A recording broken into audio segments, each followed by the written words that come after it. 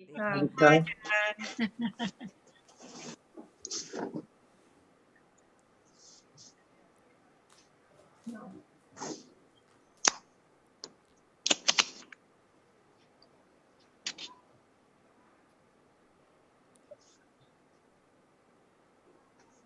Are there others here too that we haven't seen?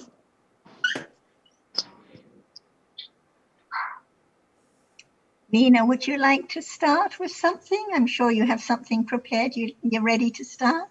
I did not prepare, but Lucas made a good point. He said, Ajahn is always saying the same, but I think it's very good because we are so very stubborn. We always forget the reality and we are lost in stories. So I think it's so good that Ajahn always repeats about no self. So we are very eager to hear about it again and again because it's so necessary for all of us. Yeah, in order to understand that there is no self, there should be what is there which is taken as I or self. And when there's more understanding of that, it will wearing away the ignorance and attaching to that which we used to take for me or self. Without understanding, it's still me or I all the time. But the more there is the understanding of that, the attachment and ignorance of it is less and less, little by little. For example, now, who knows that everything in and around is taken for I or something all the time? It means that no understanding of that which appears like they appear together, but actually they are different ones, never be the same at all. So the understanding has to develop from one at a time to another reality, just one, because they just arise by conditions and they fall away, not altogether at once, but what arises first fall away before the other, on and on, unknown all the time. So when there is the understanding of just one reality, it is different from other things, and it cannot be the same, and it's there only when it appears, just then and no more. Is that not true? Only when it appears, no more, when it does not appear. So each word should be thought about carefully to really understand what it's meant by what is there, which is not anything or anyone at all, but it's there. And what is its nature? Only that which can be seen. Just that which can be seen, nothing more than that.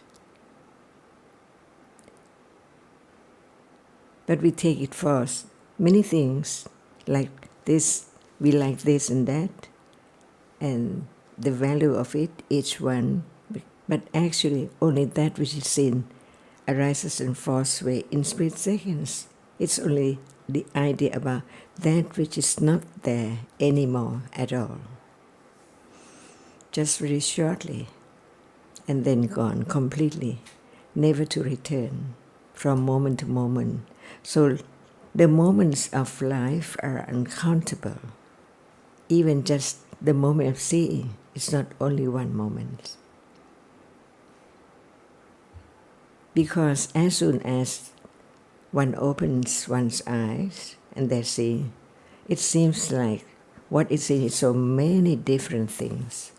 But if each one does not impinge on the eye base, and if seeing does not arise to see only just that one, how can it appear there?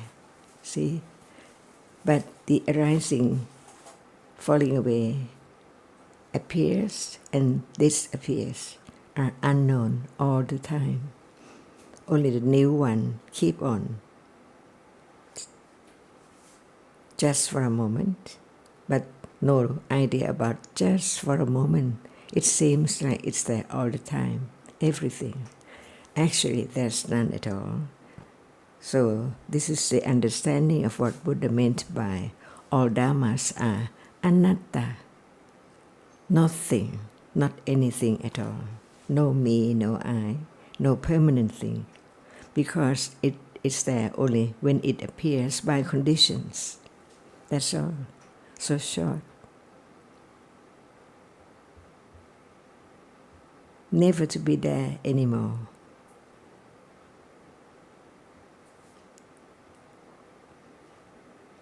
And it doesn't mean that we have to hurry to try to know it.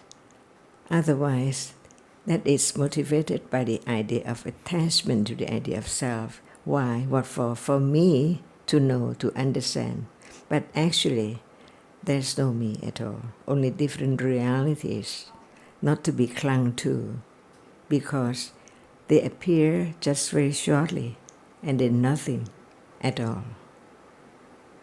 And this is right understanding of the truth of this moment. To understand Dhamma, it has to be Dhamma which appears now, and learning the truth of it, whether it's true or not, what is there, without the idea of the shape and form and nimitta and someone. It's only that which can be seen. As soon as one closes one's eyes, nothing there. Different people, all gone, everything gone completely. And when the eyes open again, it's not the same one at all, different ones. Never be the same. But they look like the same by conditions. So study Dhamma is the moment of understanding that what is here and all around are different realities, that's all. Without seeing, without thinking, without remembering, how can there be the idea of I'm sitting here in this room? But actually, is there I in this room, sitting or seeing? See, the truth is the truth. But all the truths are hidden from life to life until each word of the Buddha will just open up a little bit, little by little, until it is clearly seen as it is. So just one reality to be known at a time as it is. Only one, once in samsara.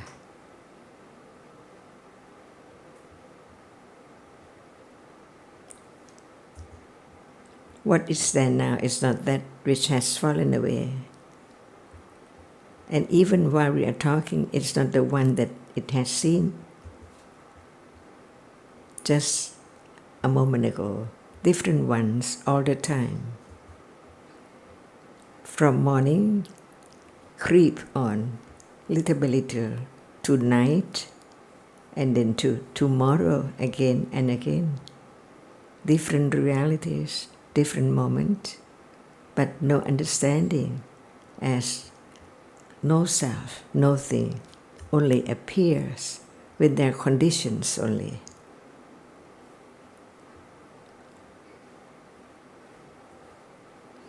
It's better to understand that there's no I rather than it's me or it's I. Just a moment of appearing and disappearing.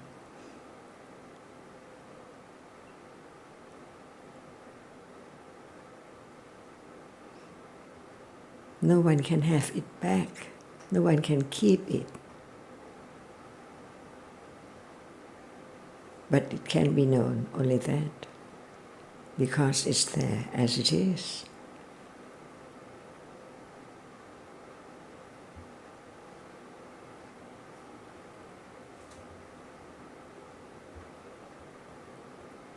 Otherwise, it's not listening to the Buddha, and one always forget Buddha, not even thinking of his word in a day until it's time to have moment of listening to His word again and again. Same thing about that which is now appearing. That which is seen cannot be anyone, cannot be anything. And seeing is not that which is seen. And that which is seen cannot appear without seeing sees it. Just that. In a day.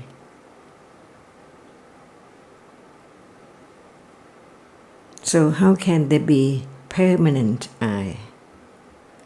Seeing's gone, hearing's gone, thinking's gone, unknown. Until Panya, understanding, begins to understand what it's meant by realities.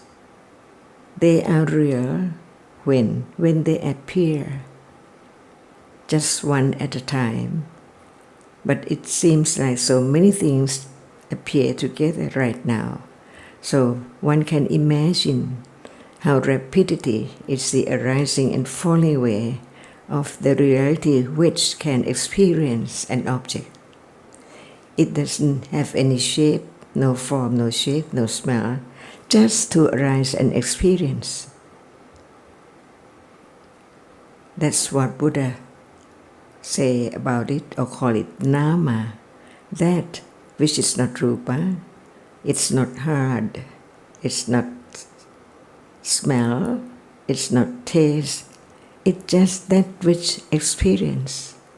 When there are conditions for it to arise, no one knows about so many conditions, not only in this life, from years and years ago, before there can be just this moment.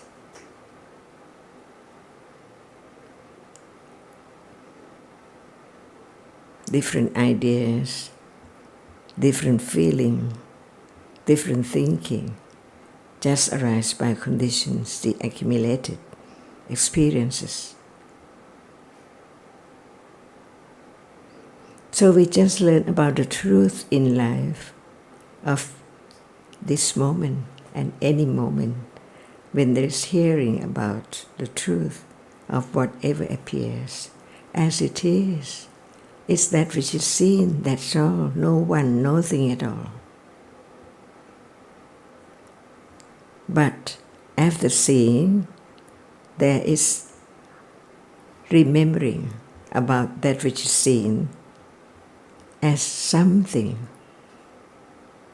No, understand that actually it's only thinking about that which is not there anymore, never in samsara.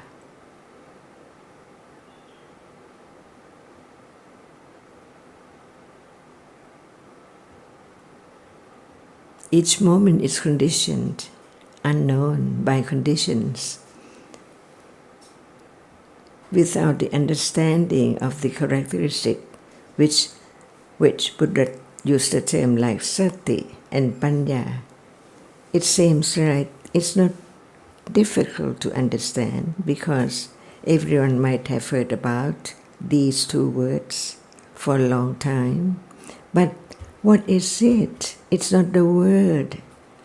It's a reality which is different from ignorance. Because even what appears in and around is not known as it is. So it's ignorance. But when there is the understanding from hearing and considering wisely, respectfully to the truth, there can be a little more understanding as pariyatti,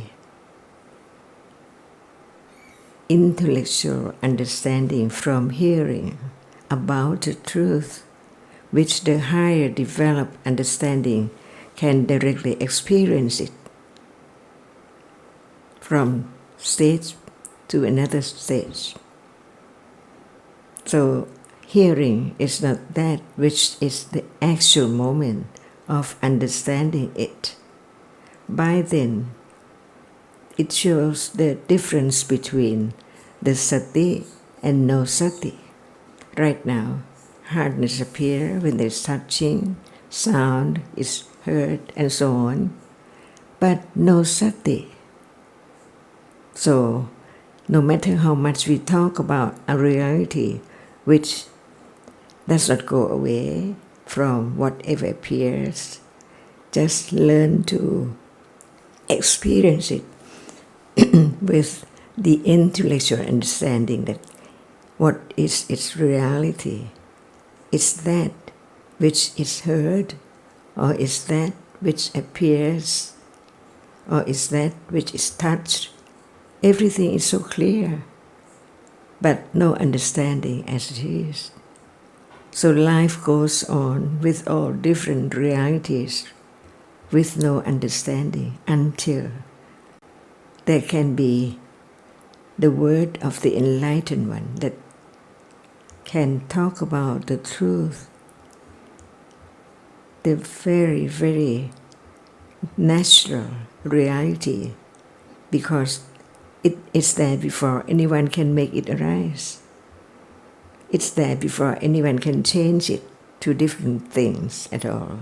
It's there to be known as it is, when there's the right word to consider, to think about it, that even we didn't use the word seeing, but there is a reality which now experience that which appears only that which can impinge on the eye base, different rupa in the body, which is not there at the arm or the leg, but it's there, arising and falling away, unseen, but it's the only object that the whatever appear now as visible object can impinge on it only, to condition seeing just to arise there and then gone. Only one moment of seeing. Buddha taught the different series of each moment, what comes next and what then comes after, from one to one, performing the function unknown. Like now, there is the citta, the reality which experiences before seeing. And when seeing falls away, it's there after seeing, but it cannot see. But the world does not appear as this. It's only panya, which begins to see the difference before seeing and after seeing.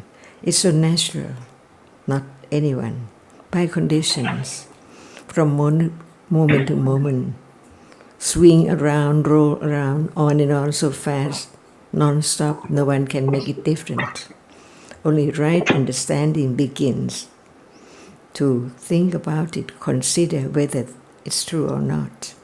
What is seen now cannot be experienced by other reality, which can be the base for hearing.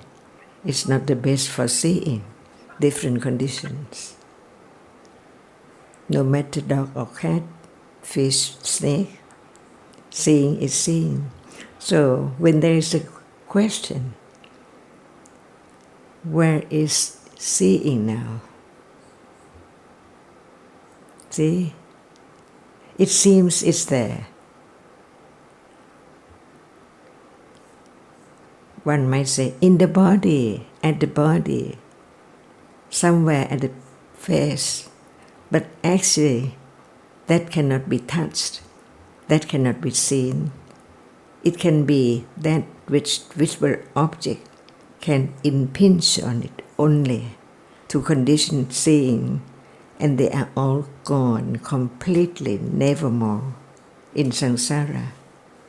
That's why what's meant by anatta, no one, no self, no thing, only Dhamma, a reality conditioned to arise and fall away in split seconds. No return. Nothing can be returned. So where am I? No one at all. But the rapidity of the arising and falling away so fast that different things which impinged on the eye as the object and the citta experiences the red is the red, the black is the black. So it forms up the nimitta, the image or idea of something, which can be broken up into so very tiny piece atom. Whereas I, the whole body, does not belong to anyone, even right now. It's there, which can be understood when there is more understanding to condition, direct awareness.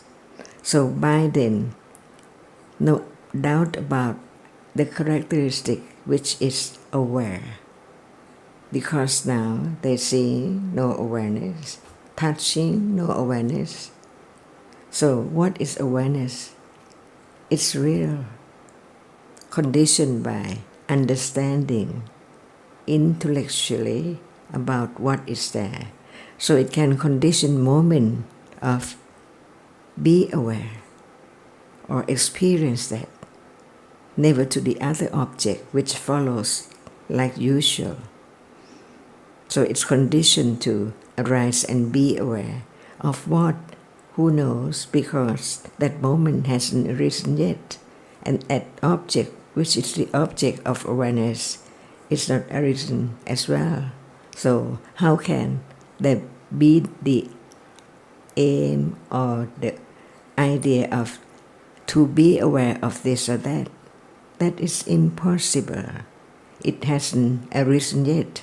Who can make it be aware of such thing? See, this is the way to understand the truth, which is always forgotten almost every day.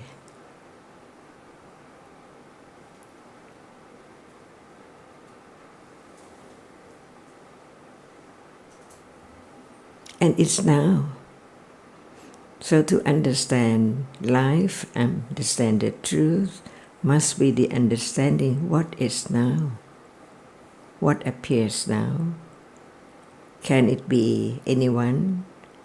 Or it's just that which arises to experience, just to see, that's all. And life is not only seeing.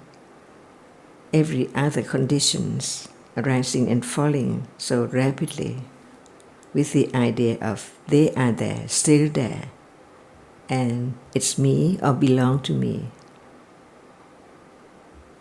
from head to toe.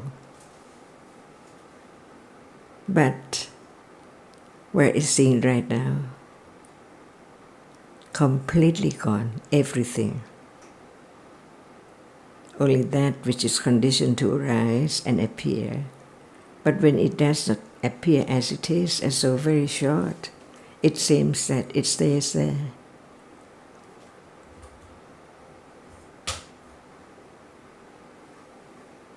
In a day, everything seems like it's there. The room is still the room. The table is still the table. But the moment of touching hardness, which we take for table, just experience and then fall away, no more. That hardness which is touched cannot return, never to return at all. So the next one is a new one, arising and falling again, all day, all night, all life, from years and years ago. So everyone is going to die.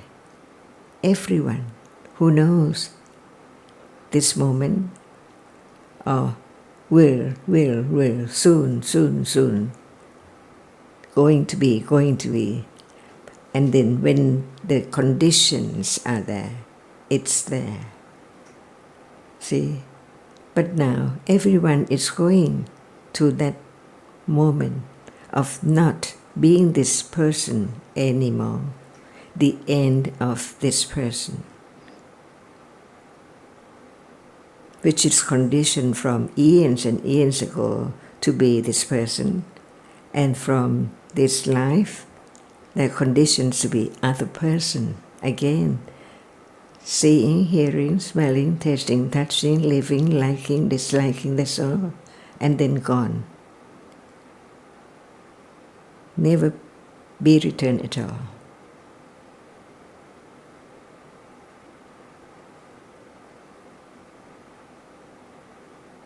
So it's quite a relief because it's not me, it's the way it is. Seeing is seeing, it sees no matter when, where, what, and then gone.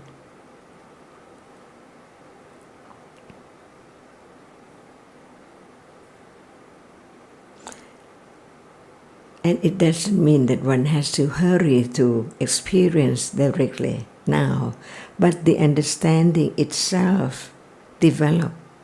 And only that very moment of understanding is the most valuable moment because it understands the truth. Little by little, until it's fully developed, to experience directly and clearer and clearer and clearer, stage by stage, to realize that each word from the Buddha, from his enlightenment, is true, the absolute truth.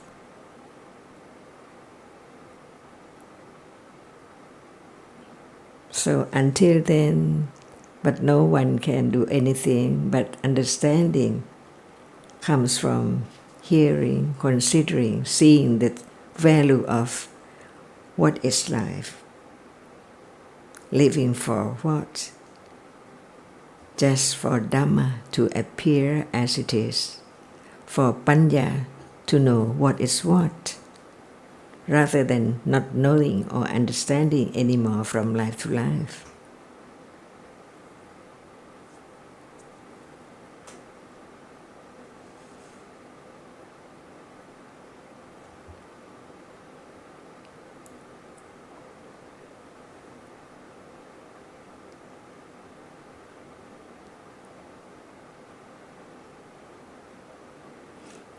So it can be one's own understanding, whether touching now, is there awareness or not, is there any understanding or not, or it's just what, that one hasn't heard about it at all, or it's that which is heard but not yet enough understanding.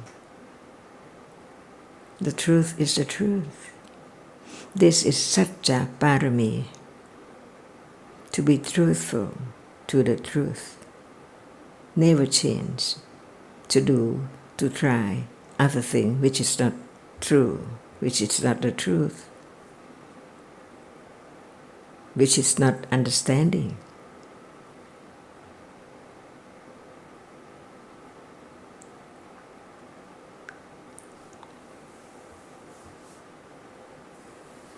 And you made a good point, Jan, you made a good point last time when someone was raising some questions about different situations that we go through life trying to solve the problems of the world in different ways, but none of them work. It's only understanding that works. Yeah. Otherwise, we just keep trying in different ways, but nothing solves any of the problems at all.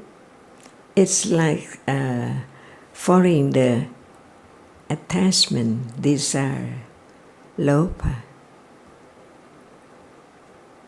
Always looking for different kinds of solutions and different methods and different kinds of answers, and but only the understanding of what appears now, understanding the truth. So only Panya can see the lopa. It's hidden. What for? Every move, every moment, it's there. Go together. Search together. Want together. Even trying to understand, as you say, it's just Mm-hmm. loba again and again. That's why one begins to understand naturally, because everything is there. Before there can be the idea of I would like it to be this, or I try to make it to be that. Impossible. All depends on conditions only. Because actually there's no self.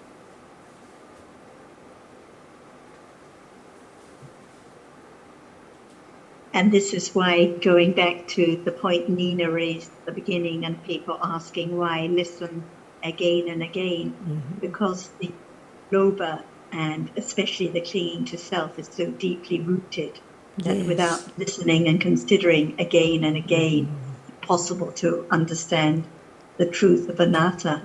And even the disciples of the Buddha, like Ananda, think how much they listened again and again. And who are we?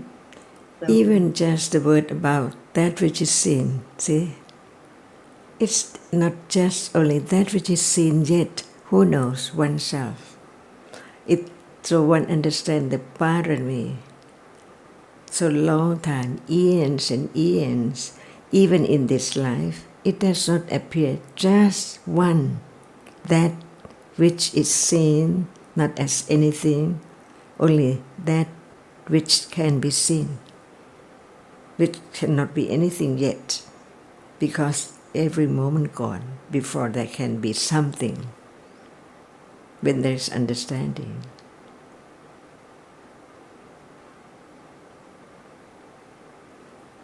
So now it's so clear, where are you and where is seeing, see? That is meant by no world, no thing, nothing stay. Just the world of appearing and disappearing from life to life. Nothing can be kept by anyone. That by way of conditions, citta is different from cetasika. Buddha pointed every truth about each reality to be considered, to know better and better. Phassa, see, the Pali term used for contact. When there is no phassa, can there be seeing? Impossible. Because the eye base and the visible object, even they are there, without phassa, the reality which can experience contact, they cannot be seeing at all. So they just arise together, condition each other to be just that moment, only one moment in samsara. And life is this.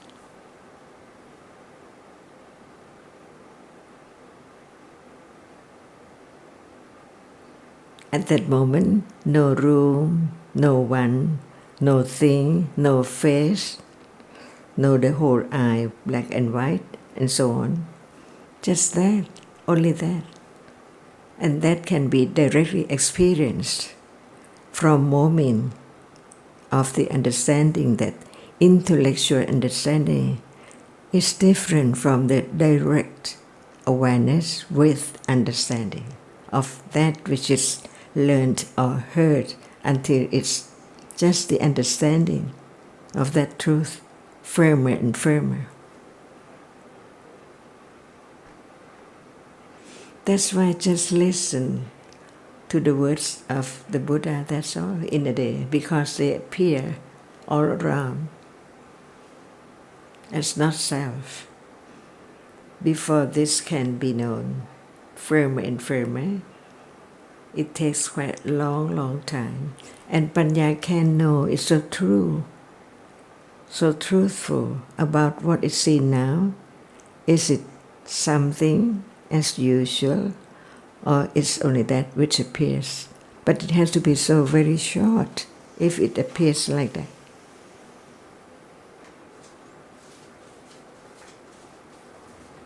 Otherwise, it's not the studying the words of the Buddha. If we just take only the word without understanding and to know where it is, in what book, what does it mean, but what about this moment? It's all that you would like to understand, but cannot be understood by just hearing the words.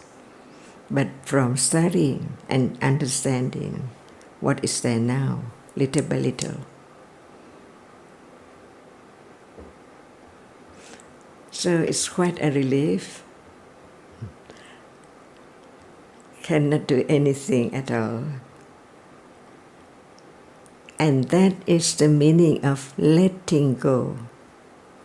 Attachment, try to do something. Attachment, letting go, the idea of self from seeing. Letting go, to take what is there as something, as usual. So letting go doesn't mean that to do something, to have what kind of panya which can let go, but it has to be from moment to moment of understanding. So each moment of understanding is so very valuable.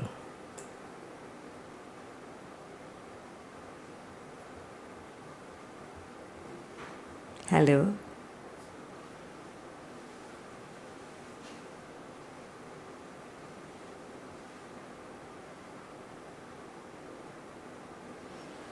ใครฮะ หมอหนุ่มครับ หนุ่ม เลย หนุ่ม ฮะโอ้ค่ะ ไม่พบนานมาก สวัสดีค่ะ ค่ะ เพิ่งเข้ามาครับ ค่ะ คนโตเหรอฮะ เพิ่งมีน้องมาอาจารย์3 เดือนครึ่งครับ ค่ะ คนแรกใช่ไหมคะ คนแรกค อ๋อ รับ ได้ฟังธรรมะตั้งแต่เด็กเลยเก่งมาก มีบุญมาก ชื่อน้องทันชื่อจริงชื่อสัมพิธาครับอา เล จาย ร ค่ะ ย์ โอ้ค่ะ คุณหมออยู่ไหนคะเชียงใหม่หรือกรุงเทพ อยู่บ้านที่เมืองนนท์ครับอาจา อ๋อ รย์บ้าน เมือง บ้าน นนท์ค่ะ You baby num. Like Ajahn just said, listen to the words of the Buddha because it's all around, even now, seeing visible object, instant attachment and story about your baby. It's dance all around. Yeah. เออสวัสดีครับสวัสดีครับ น่ารักจริงนะ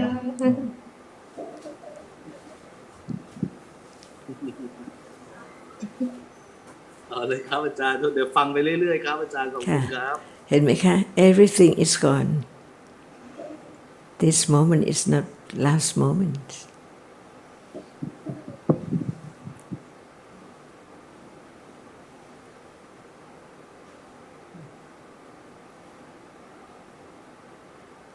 But Ajahn, you say it's quite a relief. But for us, we are listening and trying to understand, and then we have to sigh because it's really difficult to take in everything that you say and to consider it. so you do not see lopa yet No. see it's there to be known otherwise it lives with you and goes with you everywhere because it's unknown, it's unseen.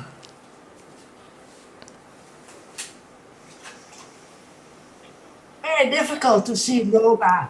That's why the teachings of the Buddha, after his enlightenment, he said, so very subtle, very, very difficult to understand, but it can be known from hearing, studying, little by little, as parami. So all paramis must have panya as its base. Otherwise, no matter it's viriya or khanti, but what for? If not to understand correctly, truthfully, what appears now, only that which impinges on the eyes, that's all. They're gone. Until one day, this can be directly experienced. And by then, what the Buddha said are all true.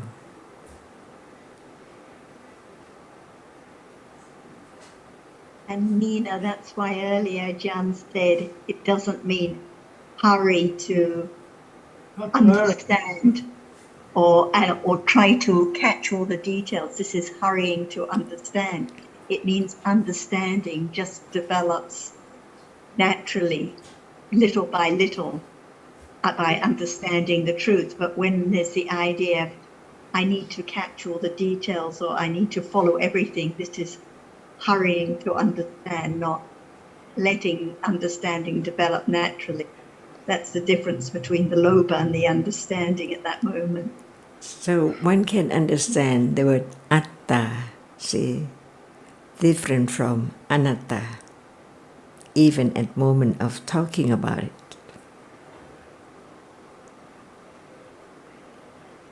I cannot or I can, it's atta. But it's there already, see. Ignorance is not me, understanding is not me. Panya has to be so sharp and so strong that it can detach from taking anything from I anymore, little by little. So it's quite more difficult than anyone can imagine because it has to develop with no one, no self. Otherwise, Lopa is there happily all day.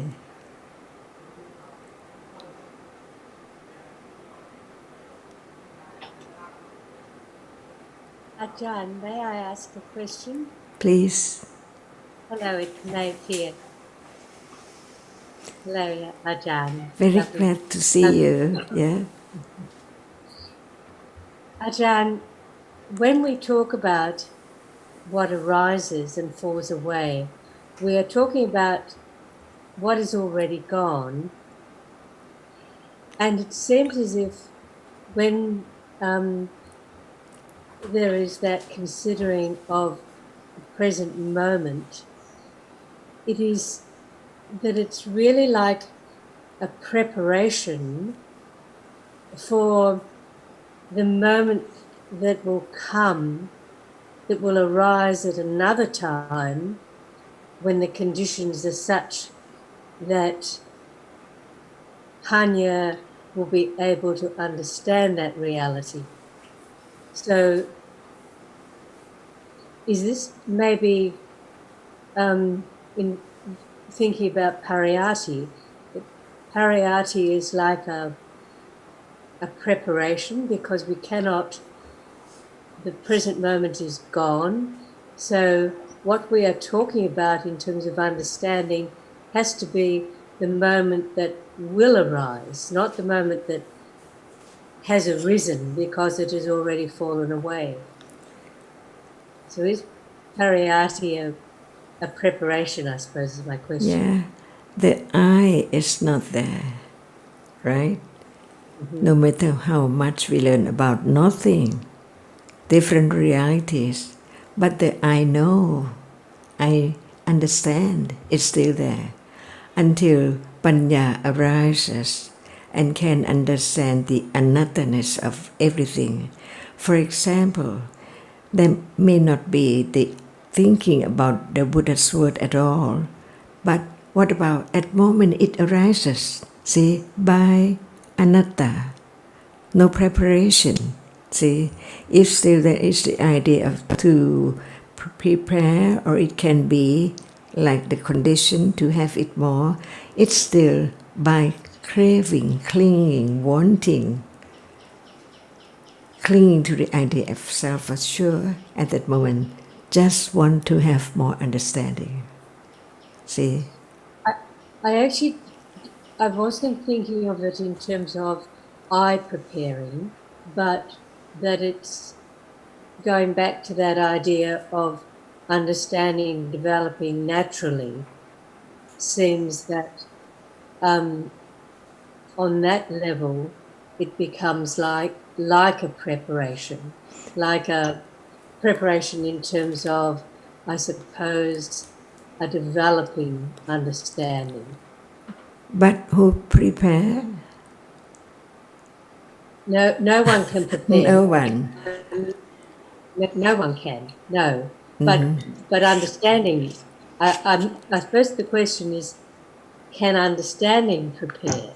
That part of what understanding does. So we begin to understand the word sankhara khanda. See? Citta, cetasika, rupa are sankhara Dhamma. But rupa cannot experience. So it is rupa Dhamma, and citta and cetasika are nama khanda. Anama Dhamma, and citta is vinyana khanda. And feeling cetasika is vedana khanda, and sanya khanda, and even panya and the other reality are sankhara khanda. So by understanding this, no one can prepare or do anything. Panya itself, sankhara, perform the function from moment to moment with other cetasika, which is vitaka, vichara, and so on.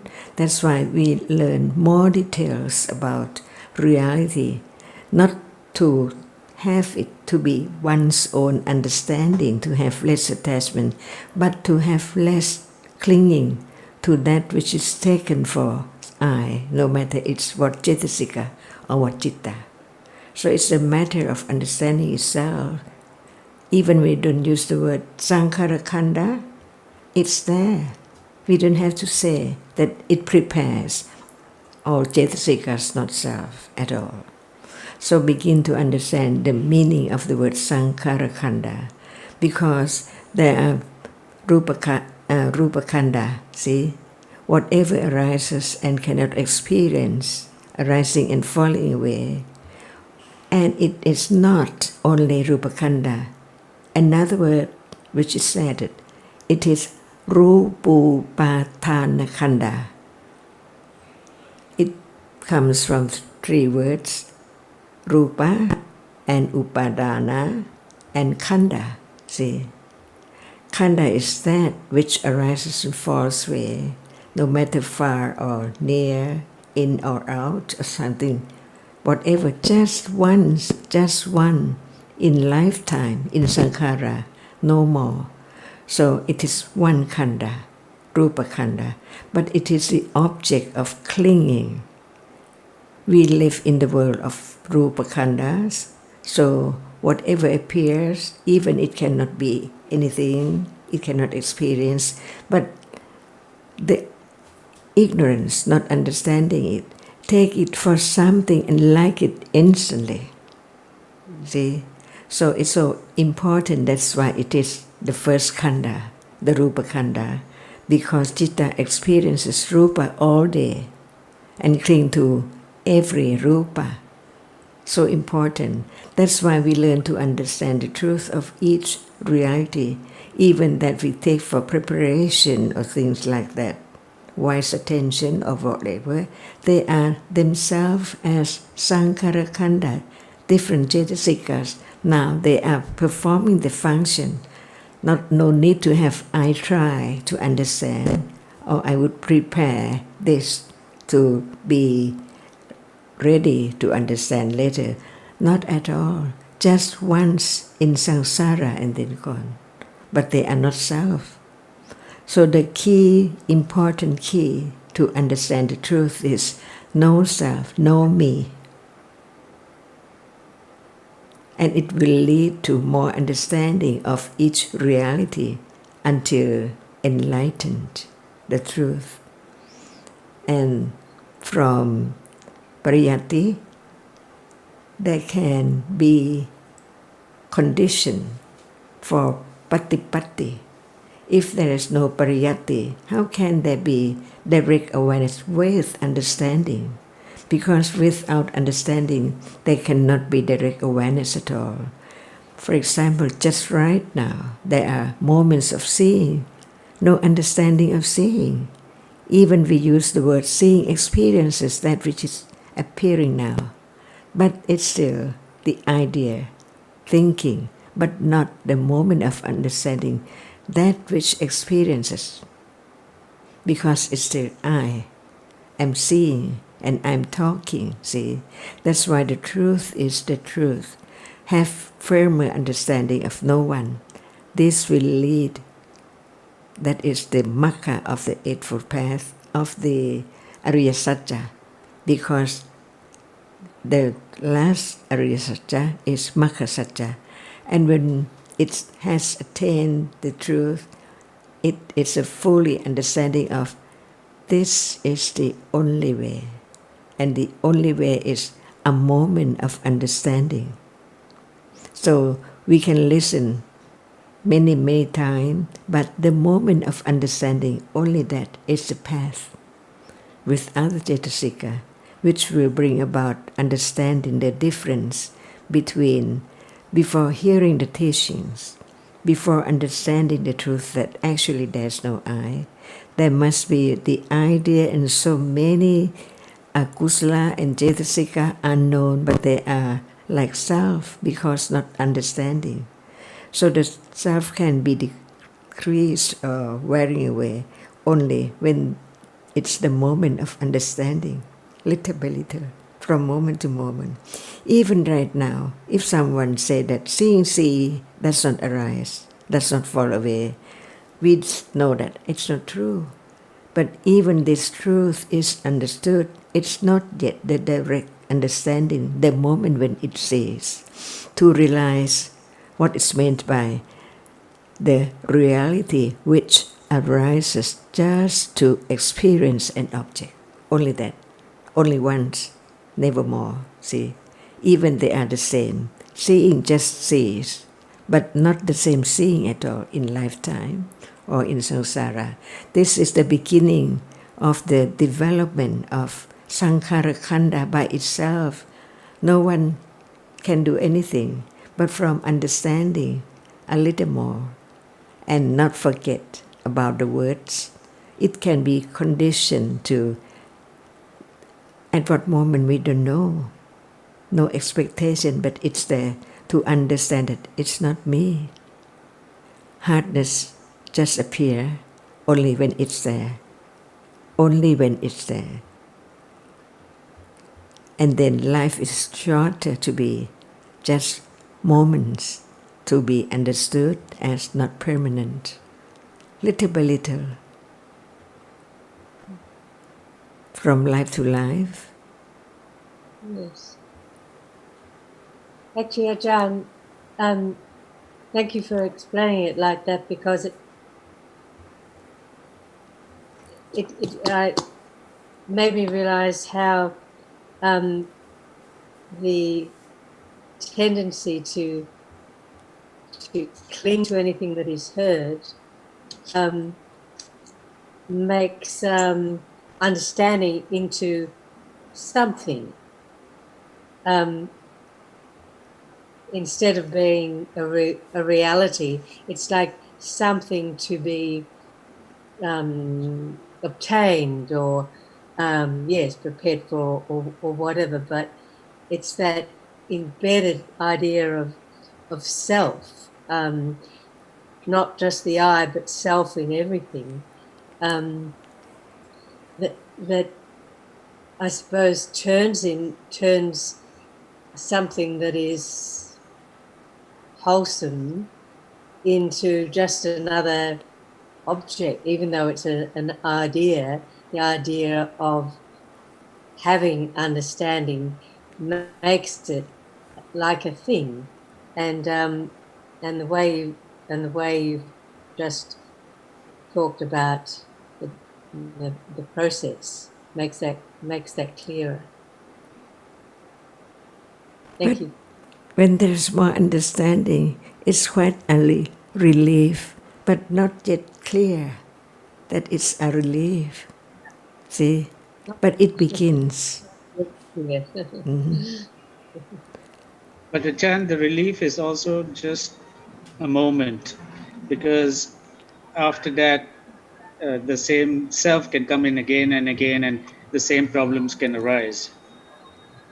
So Satya Barami is that what is there is there. The idea of self still very strong. But the more there is understanding, no need to try to make it less. But right understanding performing its function as release when time comes, and see that we get across the very coarse lopa unseen and think that it's not there, but actually it's there. If there is no understanding of whatever reality, there cannot be the eradication of the idea of self from that. That's why even we are talking about lopa is there. After a moment of seeing only 3 moments, it's there. As asava, taught by the Buddha, to see that no one can let go that. But the understanding, which begins to understand, begins to be a kind of little relief from not understanding anything at all in life. From years and years ago, just very little. And when it's more than that, one knows that one go across another level of lopa, which is there all day, at all, unseen all the time. That's why lopa has to be eradicated as the second truth. That's what I was going to ask. This mention of lopa and reminder about lopa, which arises again and again, is this reference to the second truth? Panya, which understands lopa as not self. Everything has to be known as not self. It doesn't mean that I will not have no lopa or less lopa, but understand lopa no matter what degree, how strong, how weak, as not self. First of all, not me, no one, no self. They are conditioned to arise, appear just only once in samsara.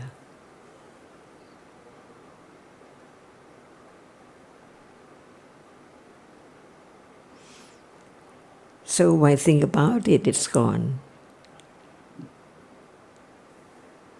Forever.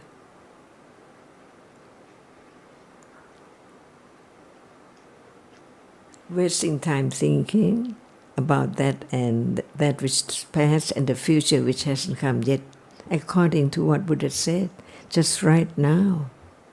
The understanding of that which is now appearing as no one, only a reality which can be seen only when there's eyes and seeing, and when the eye does not close.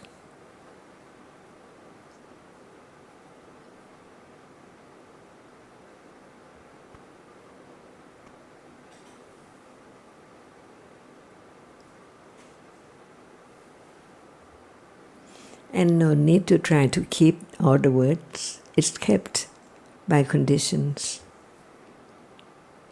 depending on understanding how much.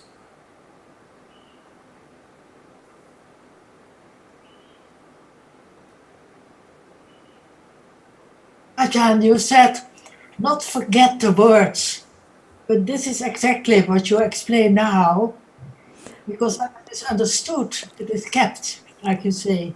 So remember, all dhammas are anatta, the key word.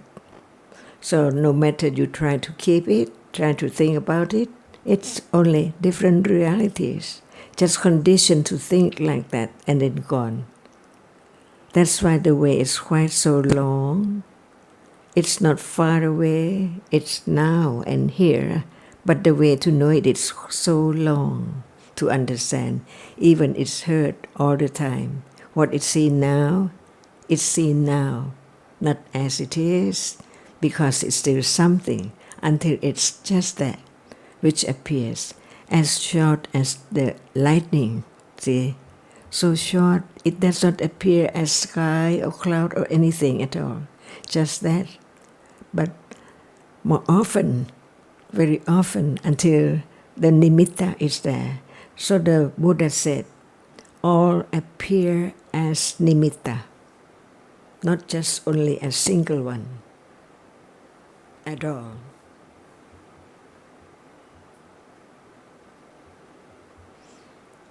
But it is the nimitta of our reality. So the reality, the nature of that reality can be known little by little. Nina, I think that what Ajahn said was no need to try to keep all the words, because when there's trying to keep or trying to understand or trying to catch the words, that's the idea of self, that's attachment there that would like to. If the words are kept, if they are remembered, that's by conditions, not by I trying at all. So the more I tries, the less understanding there is, because the more there is the idea of self, the wishing, the trying. So it's counterproductive. It's the other way. So I write down many things because I think, oh, I will forget. Ajahn explains so many different things. So, but it's self again. It's so good to be reminded all the time. The self is coming in and when, and before we never knew that the self would come in so often and when it would come in. But because of all the reminders, it's very helpful. It doesn't mean write down or don't write down, but at this moment when there is trying to catch the meaning or thinking one must remember or one must understand it, that is the moment of self or attachment at that moment. Regardless of whether one likes to write or not write or move around or stay still, it's nothing to do with that. It's just this moment of trying to catch it, trying to understand. So you can write as usual. Is worry a reality? Yes, of course, all the time. It's a reality, so it's not you until everything is not you. With the understanding of no one can do anything because actually they are only different realities, no self at all.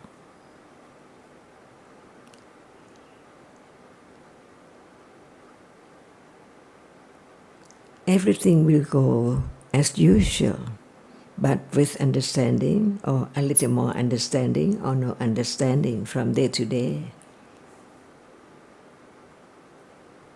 And they're all Dhammas, see?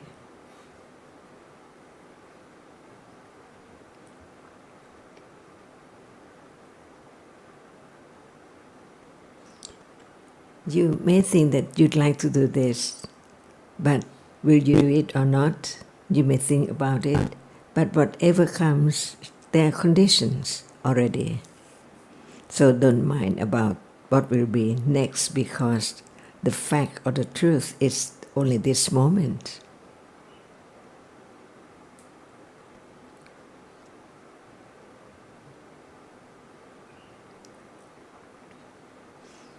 The idea of I will is gone, see, completely.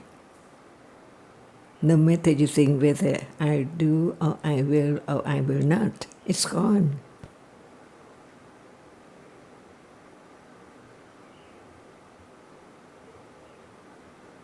So it's useless to think about that which is gone. What about now? That which is seen, no one, only a reality. Until what you take for the world or something in the world is only a reality, conditioned to appear and then disappear, unknown. But Panya can understand. Even just one, arising and falling away, otherwise there is no understanding of the word sunyata or anatta.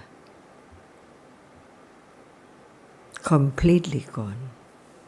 Forever. And the development of understanding has to take a long, long time. There's nothing anybody can do to make it shorter, right? That is the way to have less attachment to the self. Because of this understanding.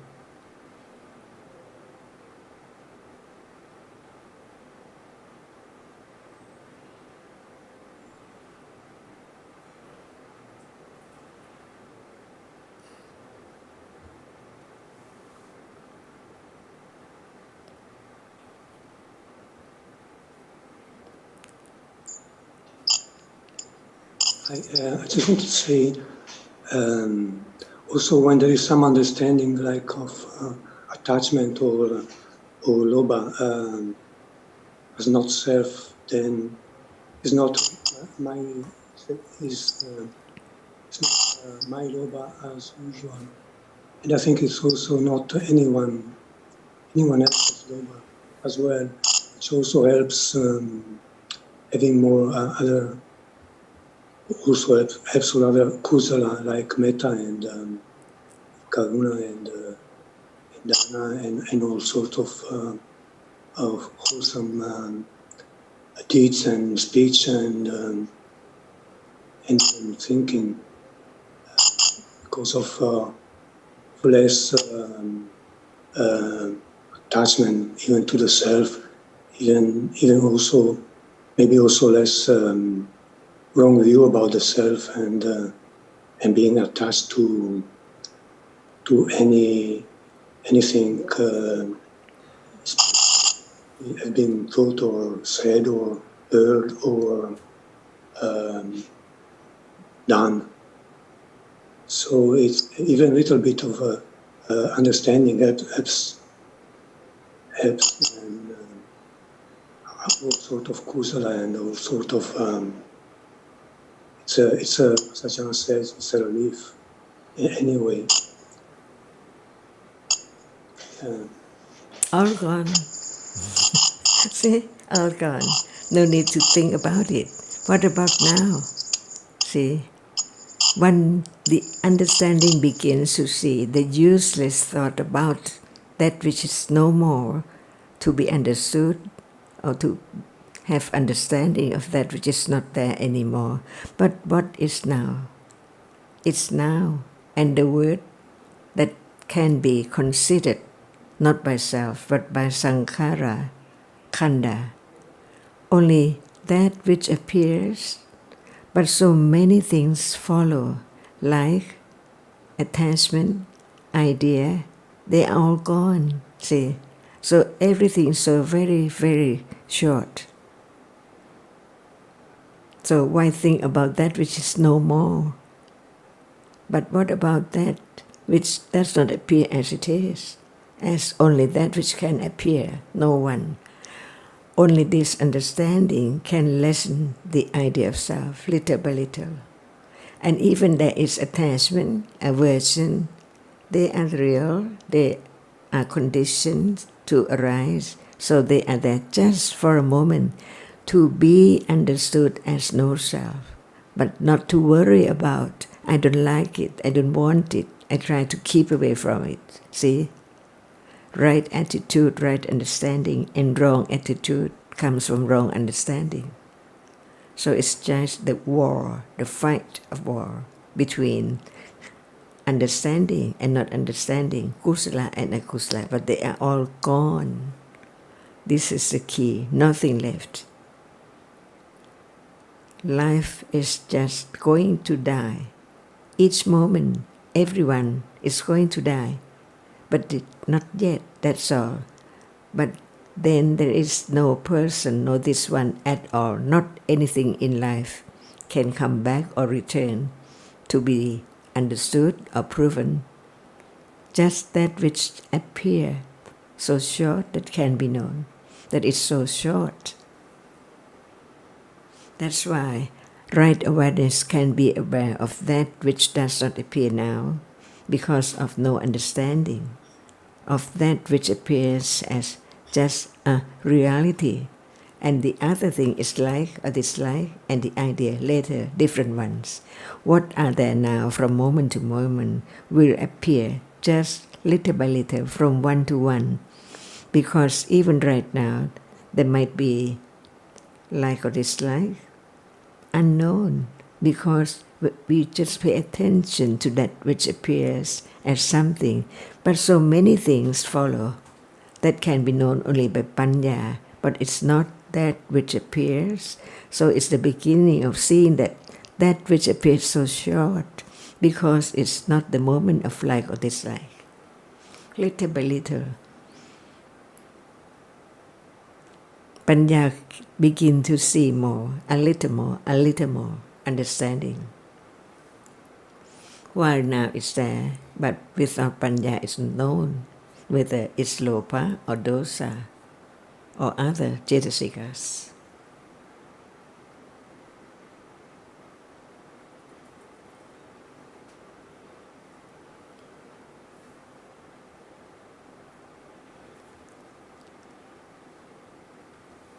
We learn a lot about that which does not appear. For example, Viriya. Is there Viriya now? From book we know. But it does not appear at all. Only Panya will see by conditions. No selection, no choice. To just know this first and then that later. Impossible.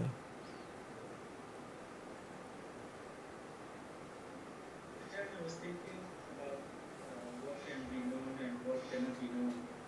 And I was thinking about, you often point out that contact does not appear.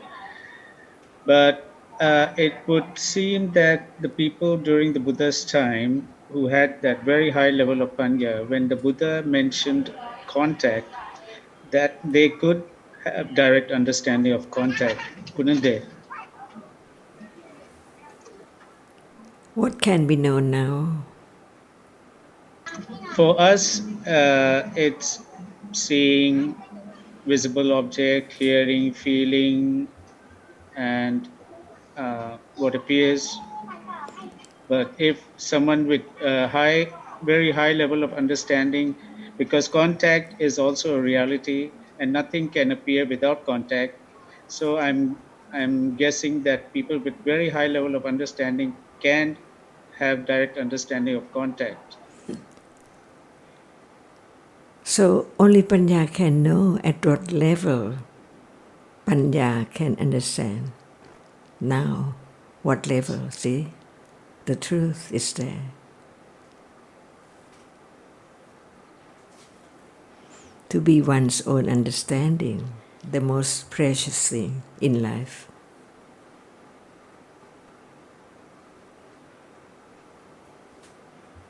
Understanding the truth.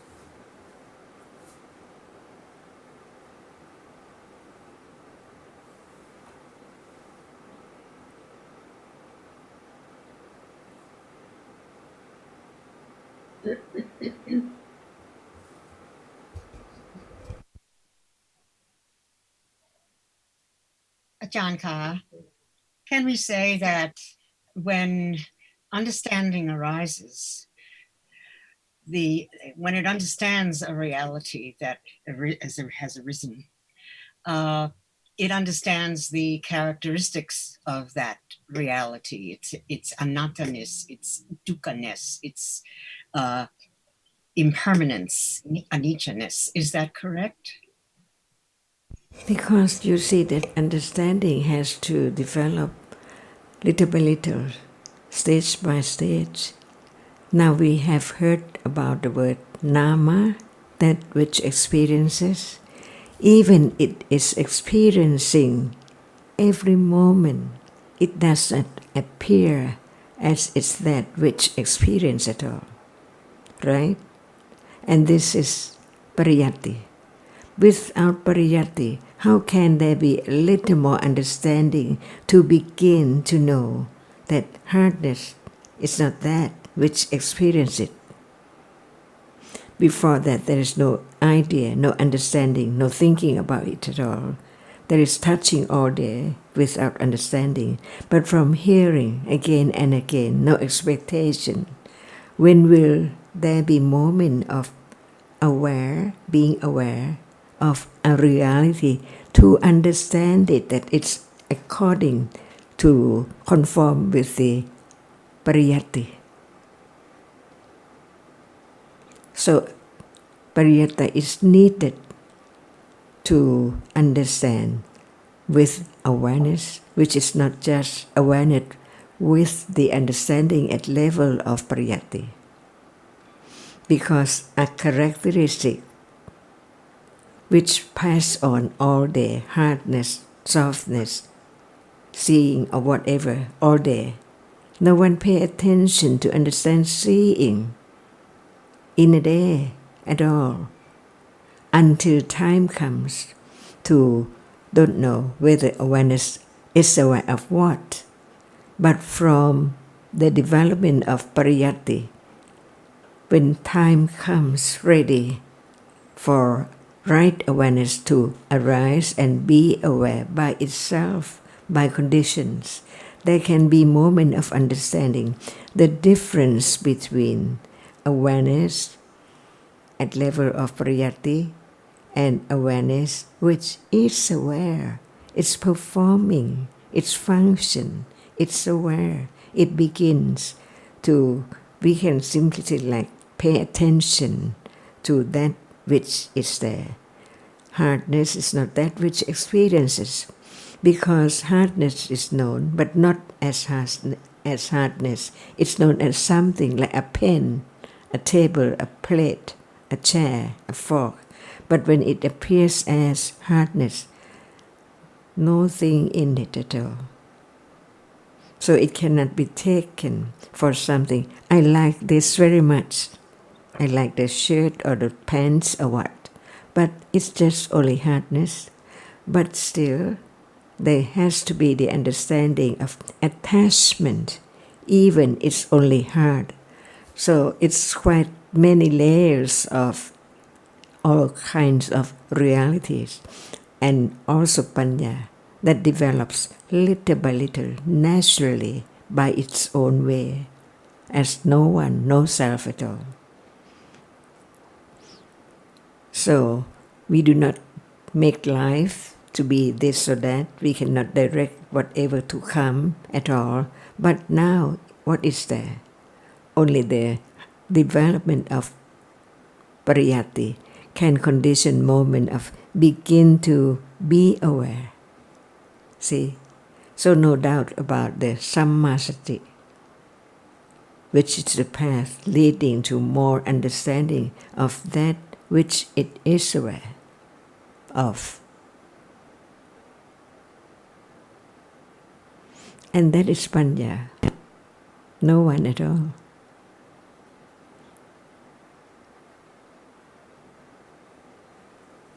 And I think the reason that Ajahn was stressing before about the importance of understanding Sankara Kanda, because Chaitasika Panya, a right understanding, it arises for a moment by condition, falls away instantly, but it accumulates.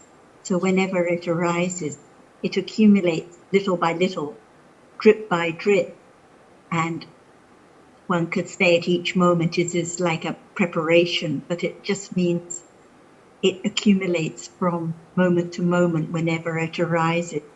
So it just begins to understand a little more, a little more, a little deeper, a little clearer, but not by any other preparation or anyone doing anything or trying to remember any details or thinking this first, then that. The panya itself is Sankara Kanda, accumulating at each moment when it arises. By then, at moment of understanding is, if we would say, it is pakatupa nisaya pajaya. See, even we don't name it anything at all, but its characteristic as a condition which has accumulated from whatever experience. That's why there are so many different characteristics and like or dislike, habits and so on. See, all are dhammas. That's why we learn about everything which we hear with understanding, not just follow the word and where it comes, but it is that which is condition, a condition for panya or for whatever arises, whether it is more ignorance, more attachment, or more whatever experience by way of pakatupa, nisaya, pajaya, and understand each word because it's the combination of many words. Pajaya, nisaya, upa, pakata, see? Very natural. All natural realities has such pajaya. And the development of understanding, there are many levels of understanding. There's even pariyati, many levels, and patipati also many levels. It's not like after there's a beginning to be direct understanding, there's no more pariyati understanding. Pariyati understanding also grows, does not it? Yeah, because there can be a moment of understanding and many moments of ignorance. See? So how can it gradually develop? Not as fast or as much as a kusala. That's why it takes quite a long time, uncountable eons. And like even now during the Dhamma discussion, moments of panya accumulating as Sankara Kanda by Pakadu Panisya Pachya, little by little. The in-between moments of attachment, trying to catch the point, trying to understand the details, wishing for more, also accumulating by Pakadu Upanisya Know me. Pachya. So it has to be like this very naturally. Yes. Moments of kusala and akusala all the Yeah. time. This is the understanding of Dhamma as not self. Before it's completed, experienced directly. The absolute truth, the anatthaness, more and more understanding about that.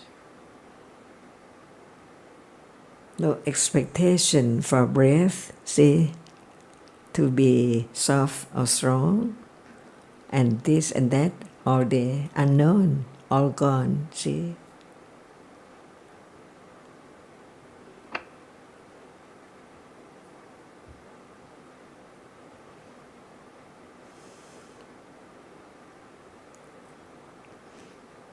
What is true is true. No need to try to hurry it, to know more and more of so much in a day. It has to be like this, to understand more that it's not self. Because it's just like this. It cannot be self.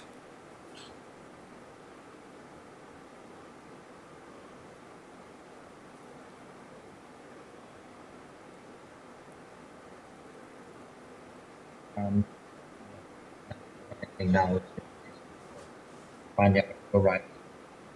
I think that's what you're asking from. But the Panya that arises in the future may be quicker or may have a different object. There's no way of knowing when it will arise. How it Panya arising now will be a condition for Panya in the future.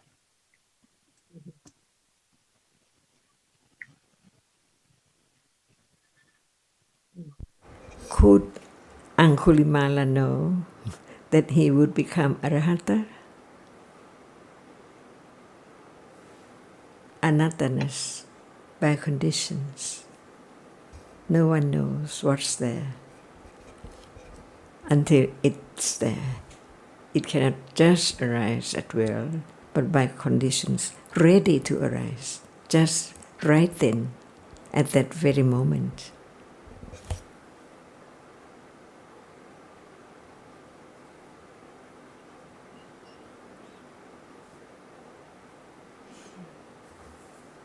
But it has to be right understanding. Ignorance cannot understand this moment at all.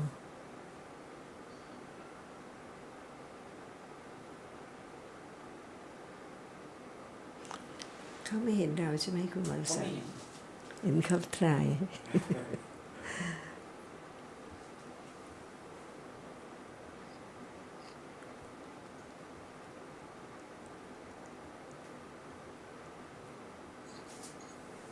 Ajahn, you spoke about the shortness of each moment, and in this connection you spoke about life and death, and everyone is going to die. Please would you elaborate a little on this? Because who knows what would be next moment?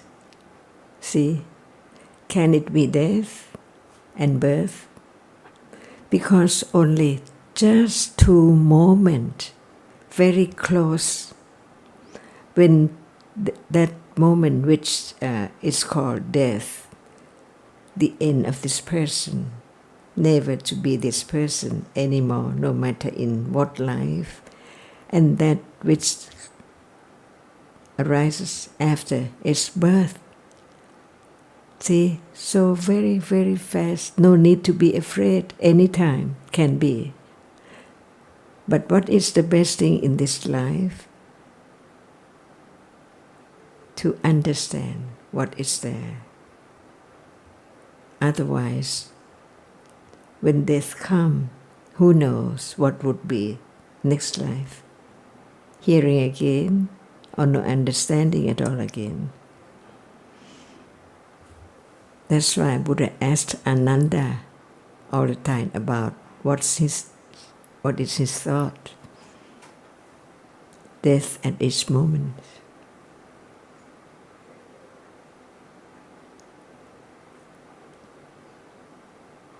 And it doesn't mean that we have to call it, but the way life goes on, condition how much there is the understanding, the best thing in this life, to understand whatever appears.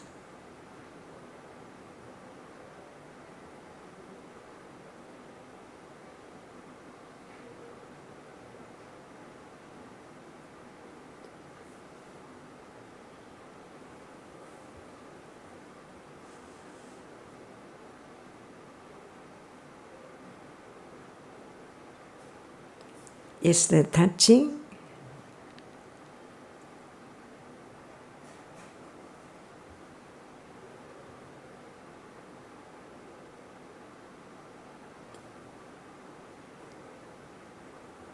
Is there seeing? All gone.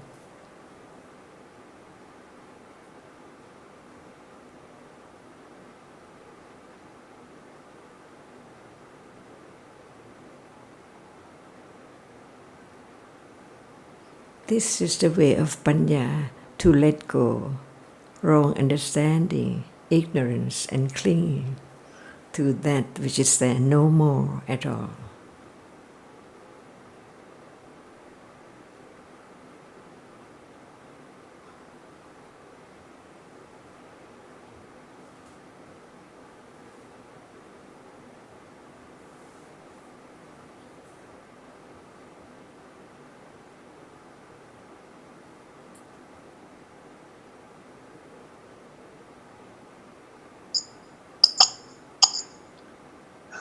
And also expecting, seeing and hearing and smelling and tasting and touching and thinking also to arise again as one would like them to be, which of course is slow by again and trying and just expectations of some kind instead of just understanding what as a reason is nothing. It's just conditioned to arise and fall just as immediately.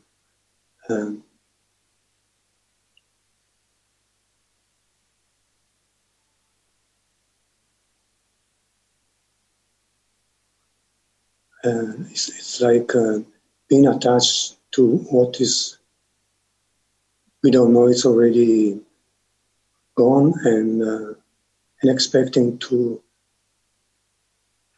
arise what is conditioned to arise and not what arises at will or by the self.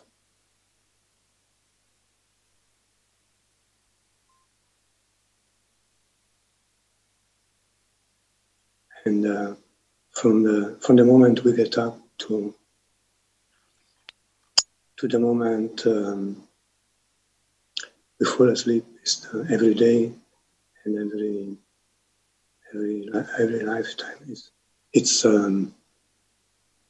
like it's like this. It's like samsara, on and on and on, and until there is some understanding of the truth of no self, no me, no nobody, no thing.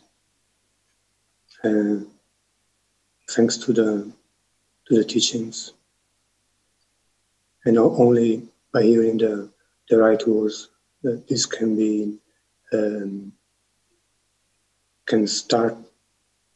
can begin to be understood.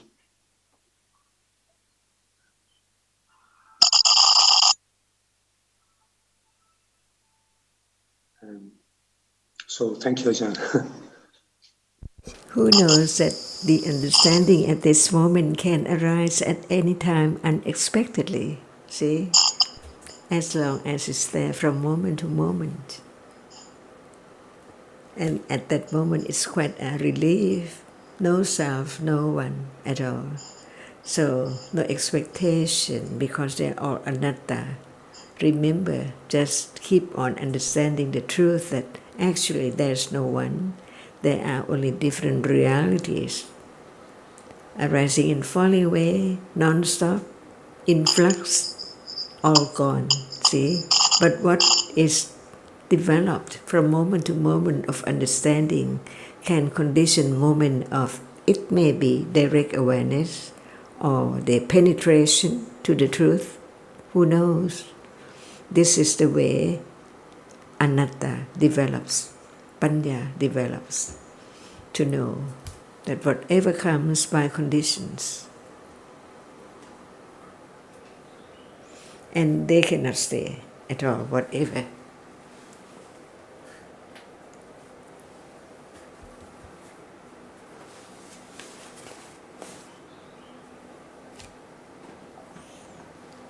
This moment is not last moment, see?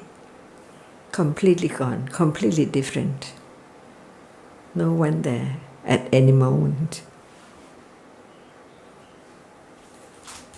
Quite a relief. No me, no where, no I, no place, no world.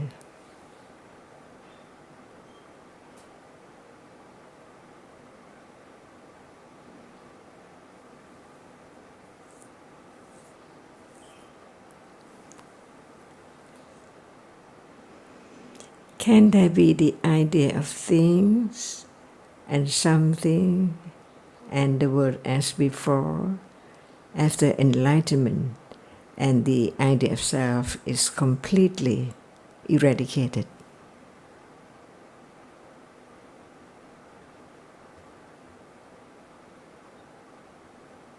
See? The truth is the truth.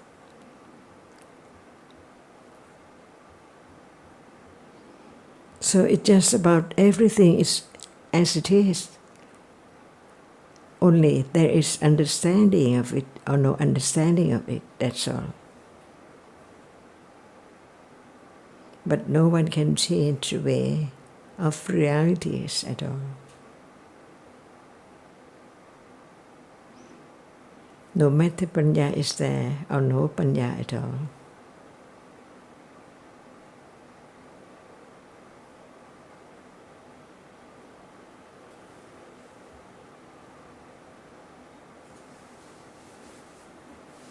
And this is what no one knows before hearing the teachings of the enlightenment.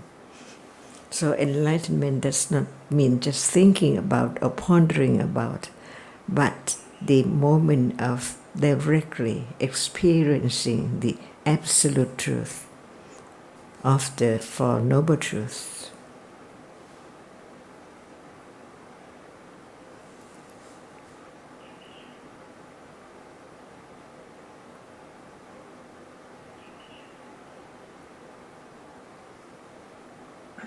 Ajahn, a minute ago you said, can there be the idea of people and things for the enlightened being after enlightenment? Do you elaborate a bit on that, please? There must be nimitta, and the sanya still remember what that nimitta is, but no wrong understanding of permanent thing at all. That's why the Buddha, Ananda, different level of understanding, but the world is the world. Sanya is sanya. Idea is idea, concept is concept. but the understanding is there. For those who have become enlightened, and for those who do not know the truth yet, no understanding the truth. That's all. Thank you, Ajahn.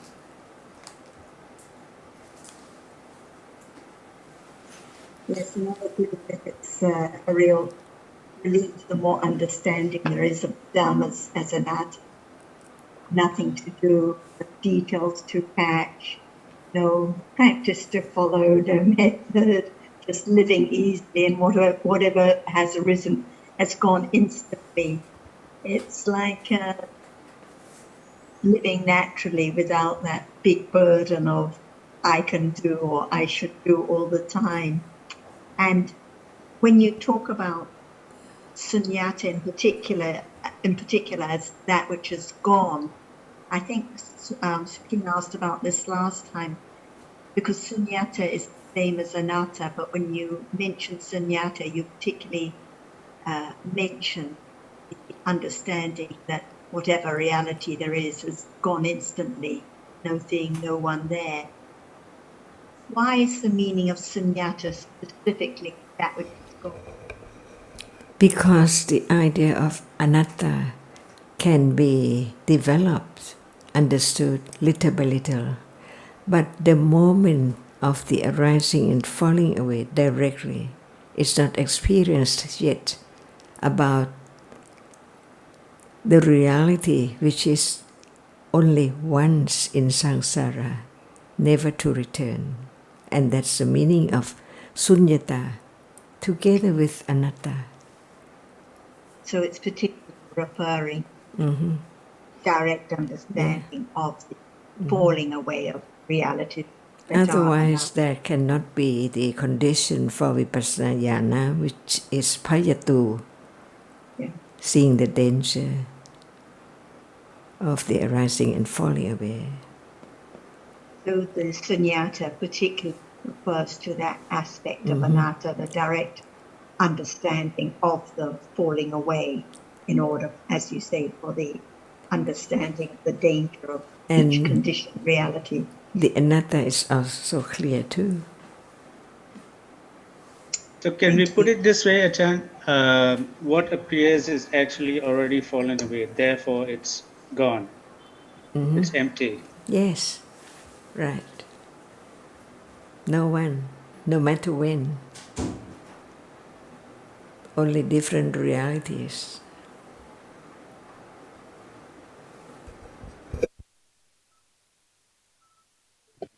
But it's not the direct understanding. Yeah.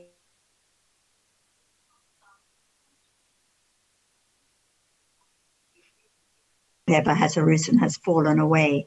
But when it's the vipassana jnana, which directly understands the falling away of realities, that is the direct understanding of the sunyata aspect. Yes. It's a high level of panya, very high level of panya.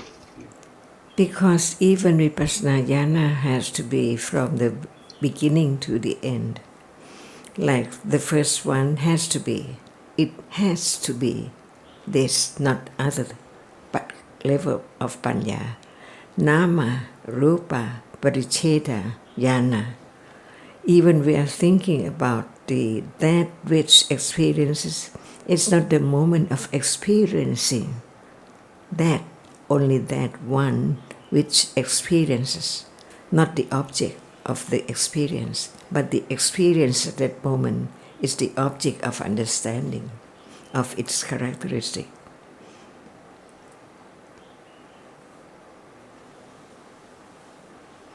And imagine the clearness. Nothing is there at all, only that one. No world, the whole world is gone.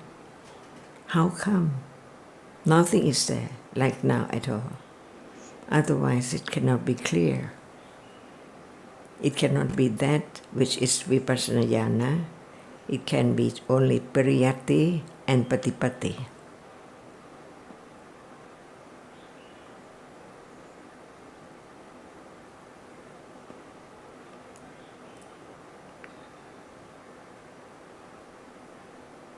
So before the idea self can be completely eradicated, it's not just like very little understanding and so cling to know, cling to do, but to really understand that whatever is there by conditions. No one can change, no matter it is strong lopa, strong dosa, strong mana, or whatever. Panya understand it as not me, no self, no one. It's only a characteristic which is conditioned to arise to that degree. It cannot be less or more. Only that, by conditions, everything.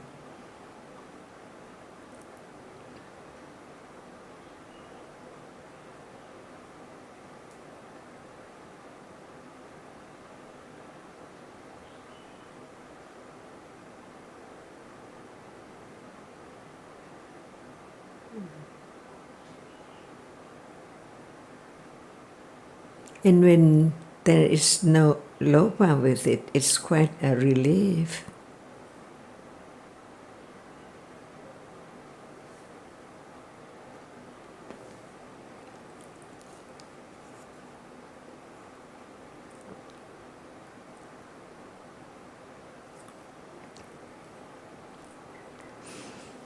Ajahn Kar, you speak of that which is seen is already fallen away.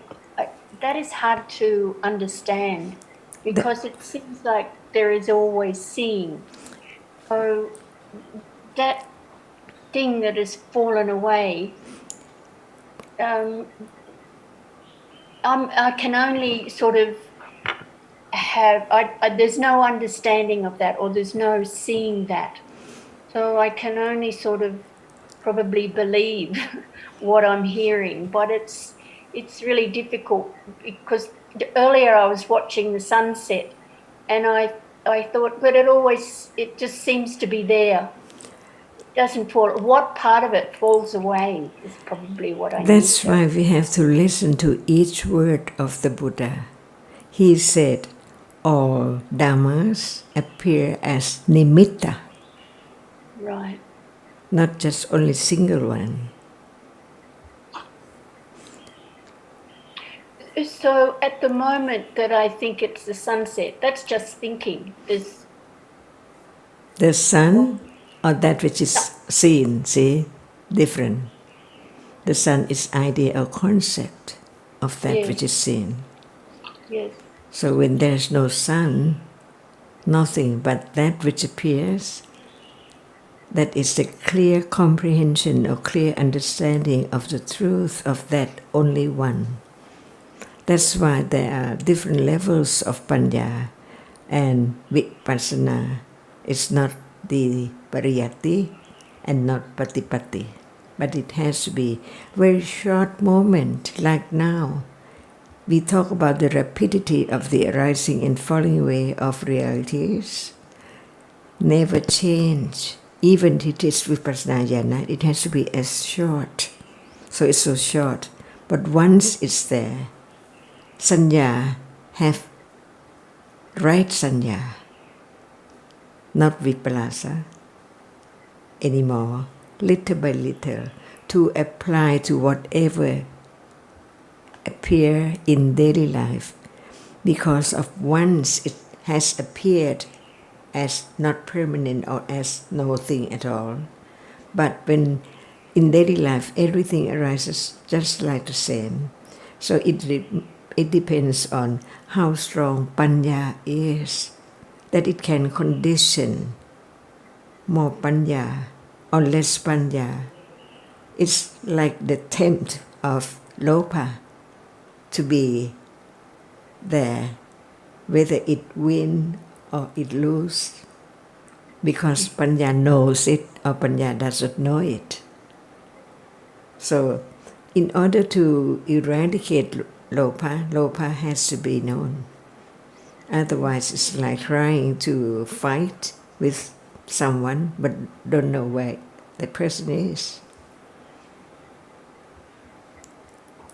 Even it's now, see, it's not known. Yeah, it's not known, no. Mm-hmm. That's why this is a teaching of the enlightened one who develop parami, uncountable aeons, in order just to teach us about the truth of it for the other to understand as much as one's accumulation. Azita, you can, I think, appreciate from having heard the Dhamma that when you think you see the sun, there must have been visible object, otherwise there wouldn't be the idea of the sun, right? Right, yes. So the visible object must have fallen away. So there can slowly be some intellectual understanding, even, I mean, at that level. Yes, but there, when you say fallen away, it's there still, you know, that because you said this last week also, that the object has already fallen away, but there's another similar object, could I put it like that, that makes you think that it's lasting? Right, but the moment of thinking about what has appeared, what has been seen, can only happen after the seeing has fallen away. No. Yes, I understand what you're saying now. Yes, right. So even now, it seems like we are seeing people and things. Yes. And at that moment, there can be understanding that seeing does not see people and things; it sees visible object.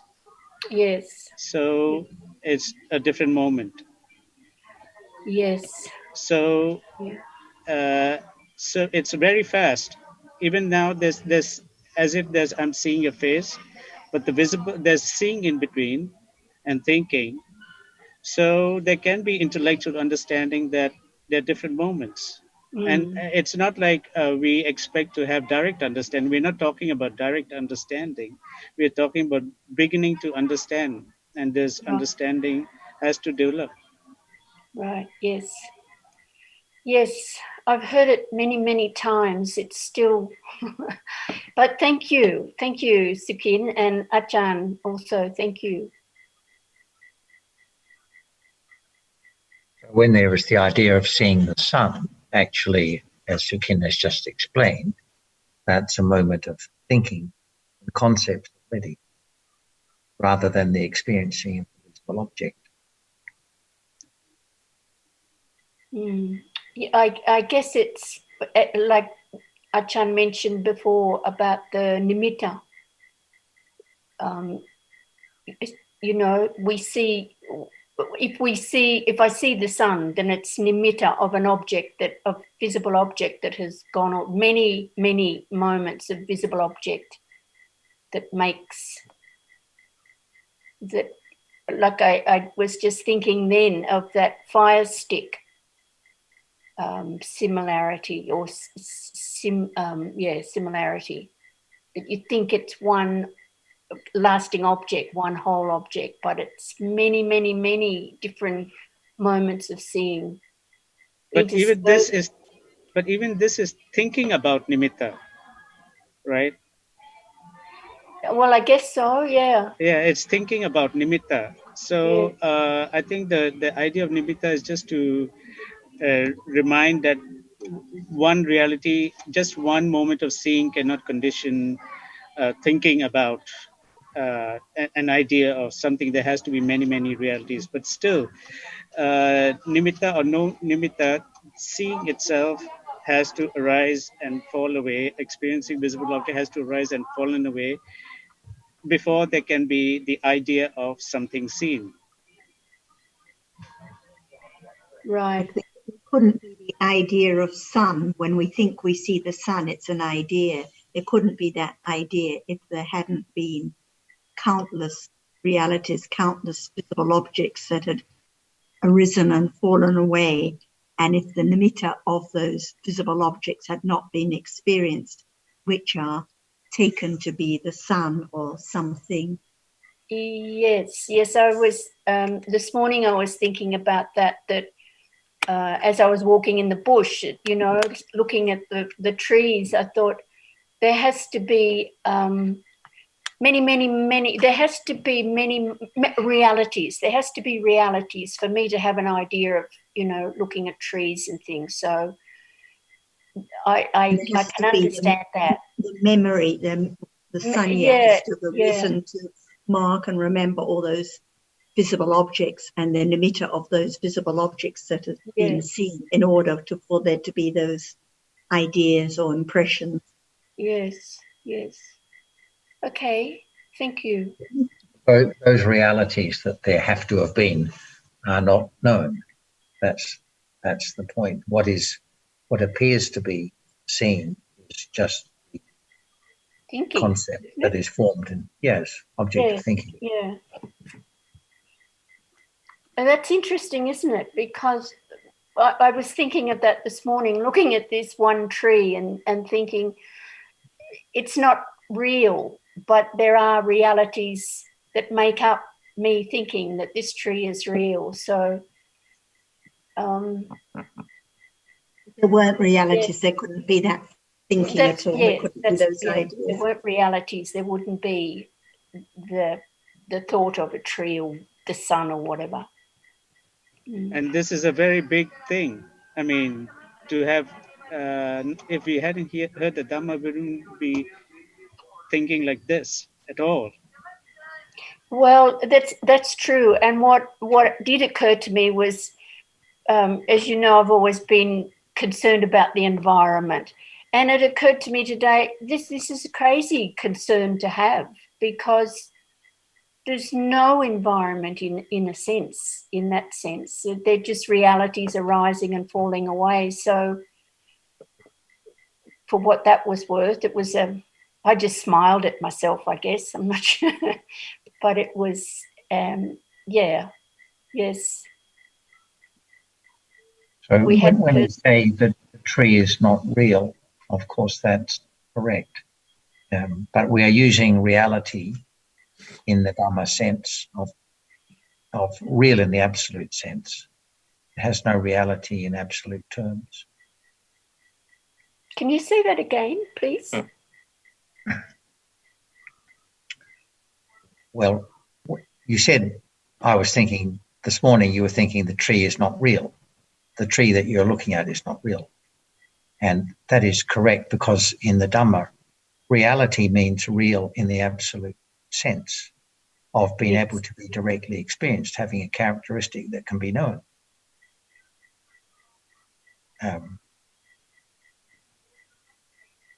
Right?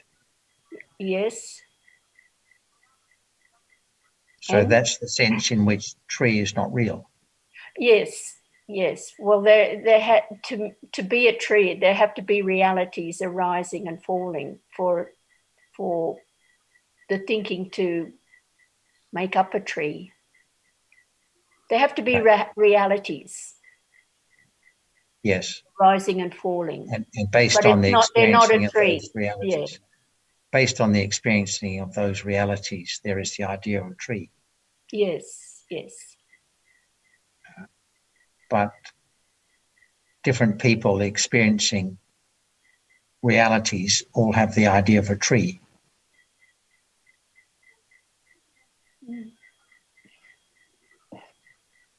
Yes, thank you.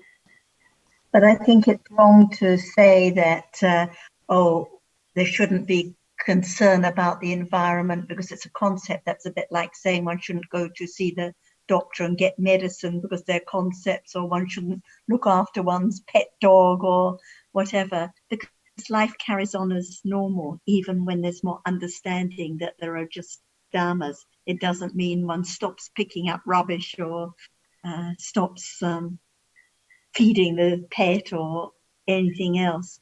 Yes, I understand what you're saying. Still has one's interests and concerns just as usual. Well, I think what it was, I understand what you're saying, and it doesn't stop my interest and concern, but it did for a moment have the effect of, well, stop worrying about it, Azita. It's okay, but it doesn't stop the concern that I have. And I mean, what you're saying is so useless. I think what you're saying, Azita, is that uh, the only important, really important thing is to develop understanding of realities, right? Oh, definitely. Most definitely the only important thing. Yeah. Yes. Asika, when we say we have concern for the environment, it's mostly anger over the people who don't take care of the environment. So, would you not say that is dosa? Is it anger? Well, probably. Yes, I guess you're right, Betty.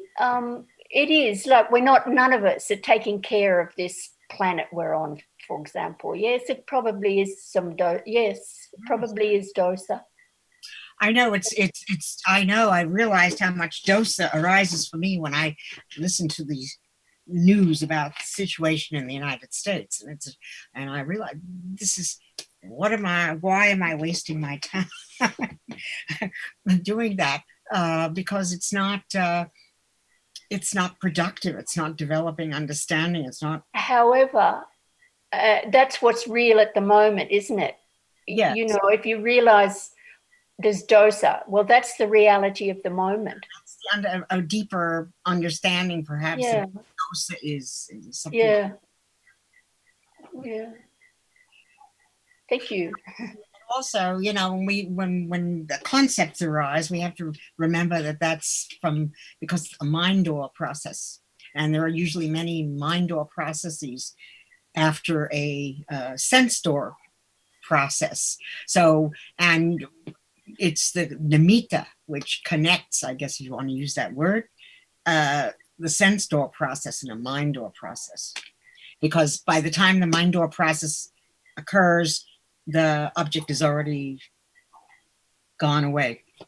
So that's basically.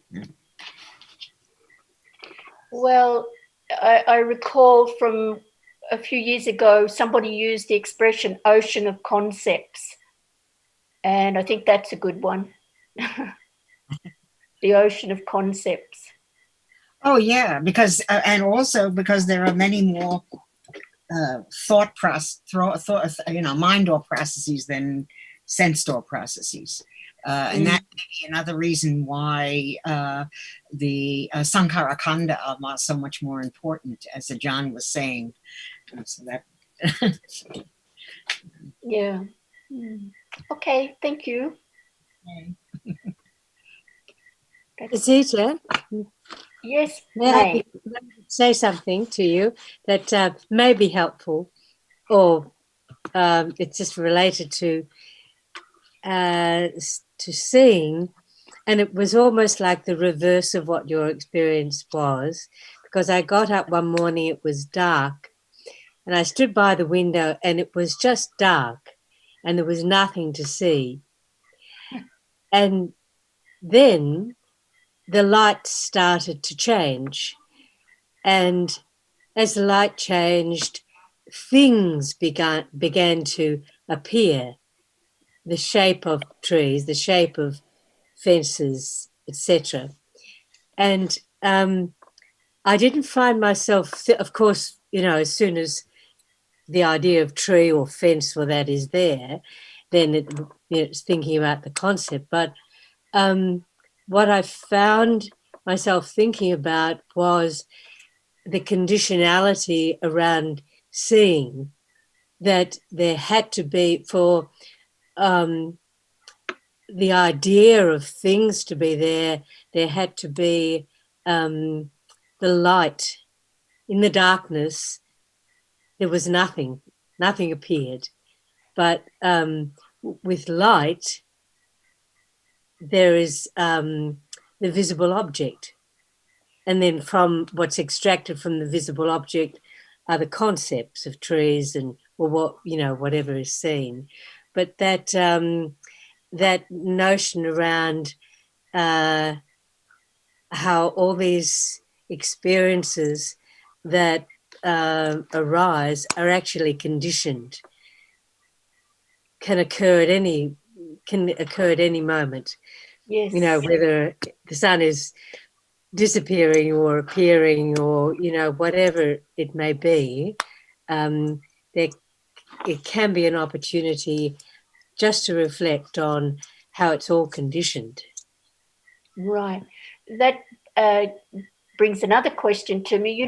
When you said it was dark and it wasn't until the light came that you could see visible object, but isn't dark considered visible object? I don't know. It's like if your eyes are open, the dark impinges on eye sense, whereas with either dark or light. I don't know. Maybe someone could answer that for us. Yes, that's a question. It's a question. Yes, isn't dark a visible object? It is. If you're thinking it's dark, it's because there's seeing, and you're thinking it's nothing is being seen. So nothing is being seen. It's just dark, but it is dark. It's still a visible object because your eyes are open and right. Okay. Thank you. Still visible object, but if there's no light, no color, no shapes can be determined. No shape and form is seen. Right. I think we should let Ajahn go because I think time's up. And it is. Yes, it's 7 o'clock. No. And thank you very much, Ajahn. Yes. Thank you. Thank you. More than that. Okay. See you all tomorrow. Okay, it's my great pleasure. See you later. สวัสดีค่ะ สวัสดีค่ะ สวัสดีค่ะ